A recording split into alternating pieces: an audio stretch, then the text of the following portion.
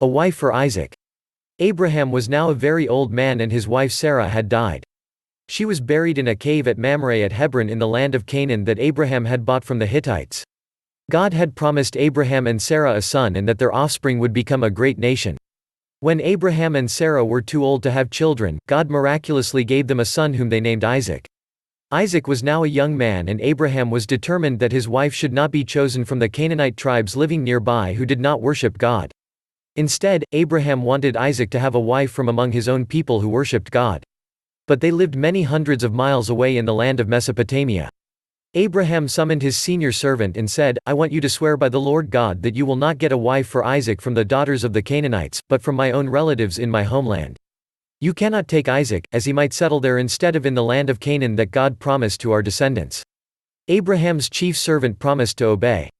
He took with him 10 camels loaded with all kinds of gifts from Abraham. He set out for Aram Naharaim and made his way to the town of Nahor. He made the camels kneel down near the well outside the town. It was towards evening, the time the women go out to draw water. Abraham's servant prayed, "Lord God, make me successful today. May it be that when I say to a young woman, 'Please let down your jar that I may have a drink,' and she says, 'Drink, and I'll water your camels too,' let her be the one you have chosen for your servant Isaac." Before he had finished praying, Rebekah came out with her jar on her shoulder. Her father was Bethuel, who was related by marriage to Abraham's brother Nahor. Rebekah was very beautiful. She went down to the spring, filled her jar and came up again. The servant hurried to meet her and said, "Please give me a little water from your jar."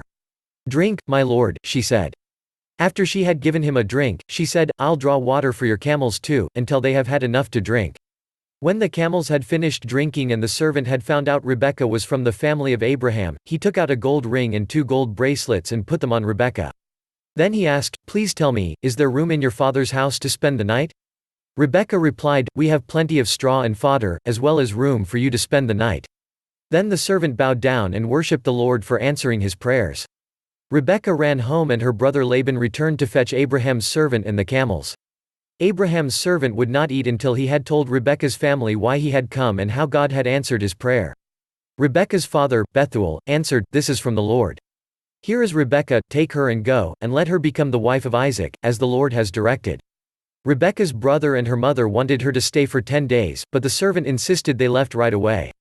So her family blessed her and Rebekah and her attendants traveled south to Canaan. Isaac was in a field when he saw the camels arriving. Rebekah covered her face with a veil. Isaac married Rebekah. She became his wife, and he loved her very much. If you like this video, give it a thumbs up. Share and leave a comment. Subscribe.